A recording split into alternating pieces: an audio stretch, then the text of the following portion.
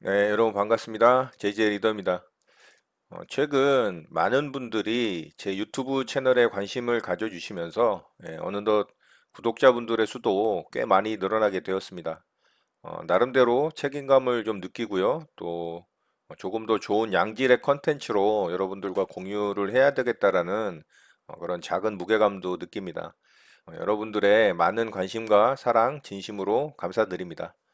자, 오늘은 최근 댓글을 살펴보다 보면 이 종목 선정에 대한 질문이 꽤 많이 있습니다.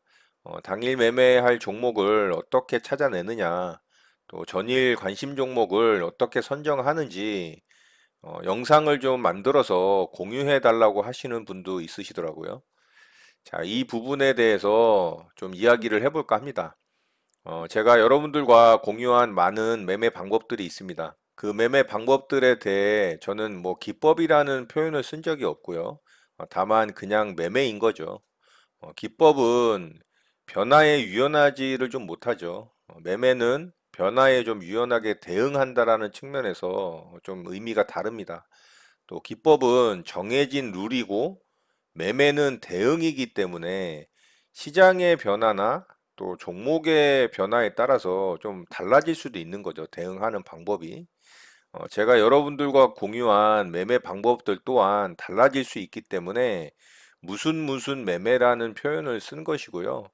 그 매매 방법들은 조금 전에도 말씀드렸던 것처럼 시장에 따라서 또 종목들을 움직이는 세력들의 핸들링의 변화에 따라서 또 조금씩 달라질 수도 있습니다. 자, 여러분, 종목 선정이 중요할까요? 매매 방법이 중요할까요? 여러분의 생각은 어떠신가요? 자, 제 생각을 말하자면 어떤 종목을 매매하려고 할 때 저는 종목 선정이 100이라면은 한 80 정도 차지한다라고 생각을 합니다. 매매 방법이 한 20 정도라고 생각을 하죠. 자, 그만큼 종목 선정이 중요하다는 말이겠죠. 좀 과하게 말하자면 어떻게 보면 종목 선정이 전부라고 말할 수도 있을 것 같습니다. 그만큼 종목 선정이 중요하다라는 거겠죠. 만약에 어떤 종목을 매수하려고 할 때 그 종목이 올라갈 확률이 90% 이상이라면 그 종목을 지금 사던 아니면 내일 사던 모레 사던 상관이 없겠죠? 어차피 올라갈 놈이라면 그걸 언제 사던 무슨 상관이 있을까요? 그렇죠? 자, 그러면 기법이라는 게 어차피 오를 종목이라면 별 의미가 없겠죠. 그냥 매매하면 되는 거잖아요. 어차피 올라갈 거니까. 다만 누가 더 조금 더 싸게 조금 더 싸게 사서 좀 더 먹느냐 덜 먹느냐의 차이가 있는 것뿐이죠. 맞나요? 어차피 올라갈 종목이라면 조금 싸게 사기 위해서 매수 타이밍을 잡는 것뿐이지 무슨 뭐 마법의 선이 있고 마법의 매수 자리가 있고 기법이 있고 또 어떤 선에 닿으면 무조건 상승이 나오니까 거기서 사면 된다느니 뭐 이런 거는 아니라는 거죠. 다만 확률 높은 자리는 분명히 있습니다.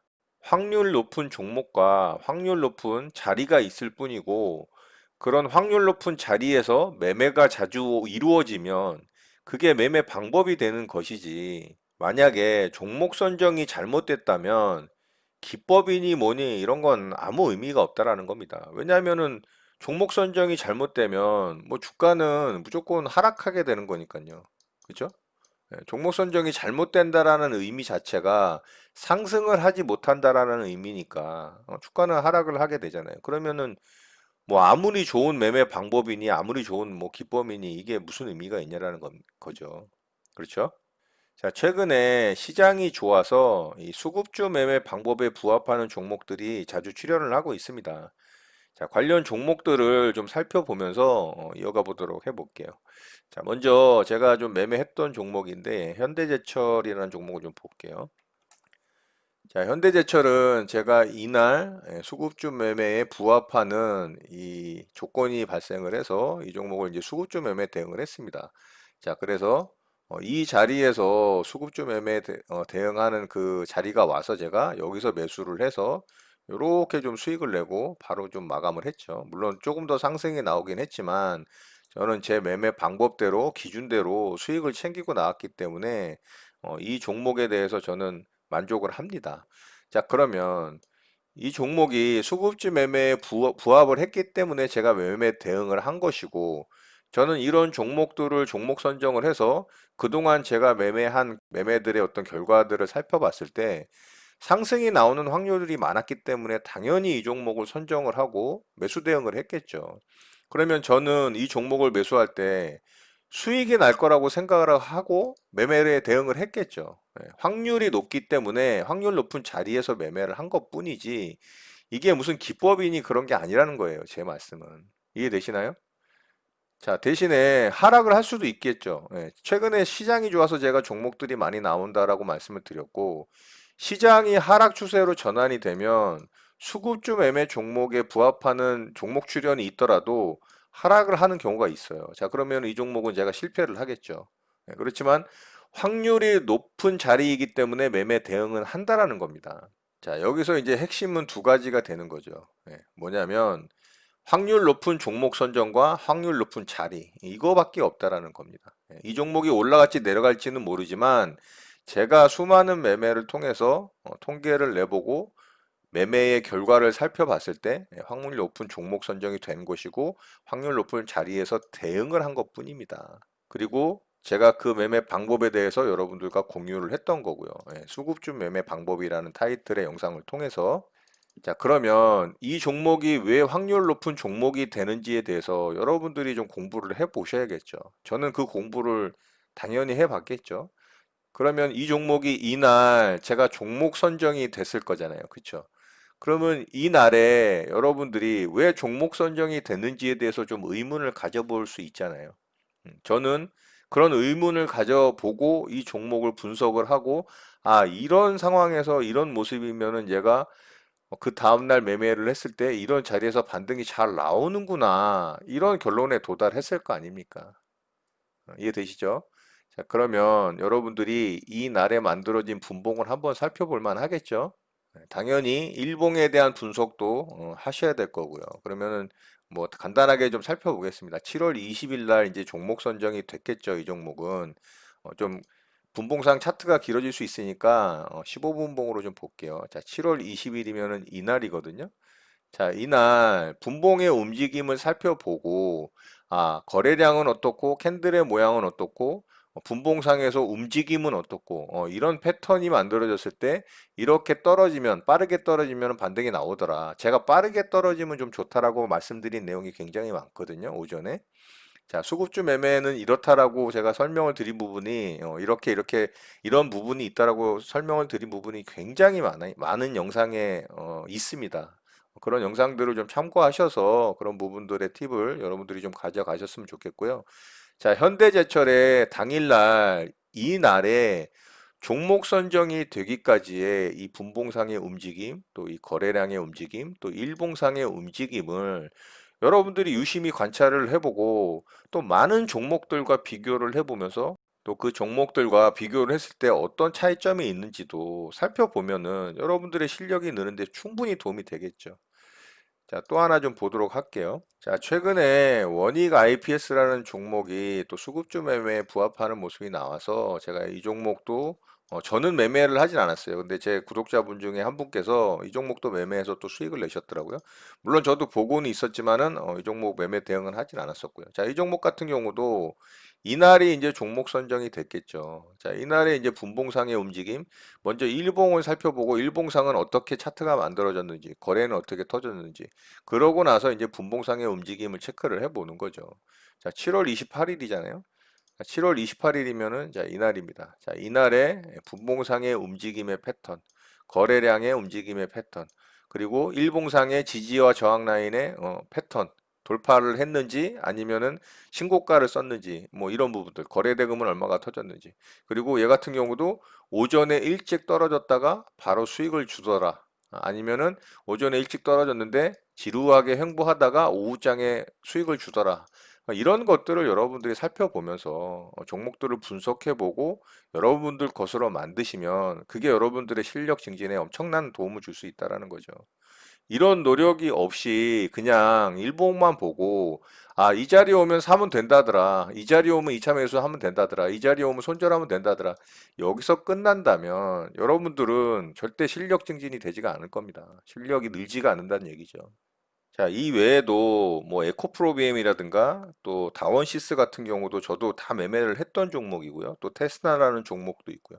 자, 그런 종목들, 지금 말씀드린 종목들을 왜 수급주 매매에 부합을 했고 수익이 났는지에 대한 그 세세한 디테일한 부분에 이 분봉상의 움직임, 일봉상의 움직임, 거래량의 움직임, 그 다음날 분봉상 빨리 떨어져서 체결이 됐는지 늦게 떨어져서 체결이 됐는지 수익이 오전에 났는지 오후에 났는지 이런 것들을 여러분들이 좀 디테일하게 좀 분석을 해보시기 바랍니다. 그 과정이 쉽지 않죠. 예, 시간도 걸리고 잘 모르겠고 주린이 분들이라면 더더욱 어렵고 무슨 소리인지도 모르겠고 그러겠죠. 그렇지만 저 또한 그 과정을 거쳐왔기 때문에 그 시간을 견뎌내고 본인이 원하는 삶을 아니면 본인이 원하는 수익을 아니면 본인이 원하는 경제적 자유를 얻기 위해서라면 견뎌내야 된다는 얘기입니다. 자, 비단 제가 수급주 매매로 좀 설명을 드렸지만 수급주 매매 방법 외에도 여러 가지 매매를 적용시킬 때도 마찬가지입니다.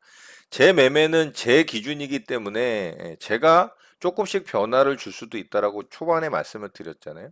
매매라는 거는 변화의 여지가 있지만 기법이라는 거는 짜여진 틀 속에 내 매매를 갖다가 집어넣는 거기 때문에 저는 그런 거는 별로 좋아하지 않아요. 그래서 제가 기법이라는 표현을 쓰지 않는 거고요. 매매는 상황에 따라서 매수할 자리가 바뀔 수도 있습니다. 또 상황에 따라서 조건에 부합하지만 매매 대응을 아예 안 할 수도 있고요. 조건에 부합하지 않지만 매매할 수도 있습니다. 이게 매매입니다, 이게. 자, 종목 선정을 같이 좀 공유를 했으면 좋겠다. 이렇게 말씀하신 분이 계셨는데, 제가 그 부분에 대해서 확실하게 좀 말씀을 드릴게요. 자, 이 종목 선정이 제가 80 이상이라고 말씀드렸잖아요. 좀 과하게 얘기하면 전부라고까지도 말씀을 드렸습니다. 자, 그런데 이 종목 선정은 바라보는 관점에 따라서 굉장히 달라질 수 있습니다. 그렇기 때문에 종목 선정에 대한 공유는 사실 똑같을 수가 없어요. 나는 이 종목이 좋아서 내 종목 선정의 기준에 부합해서 매매를 할 수도 있겠지만 어떤 분은 그렇지 않을 수도 있거든요. 그러니까 종목 선정은 결국 자신의 것으로 만들어내야 된다는 얘기입니다.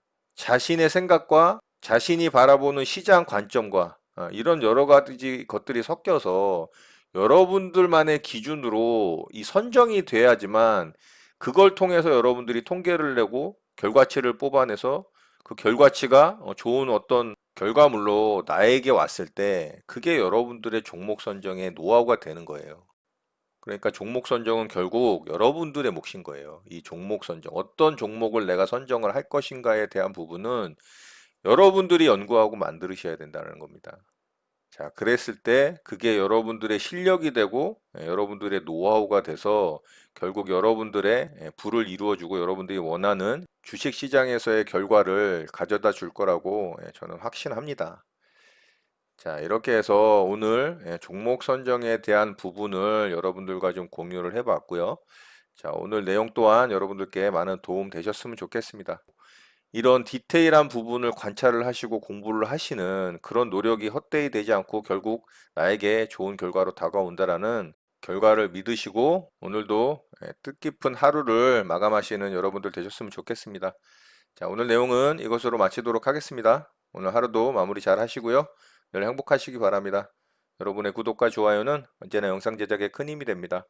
감사합니다. JJ 리더였습니다.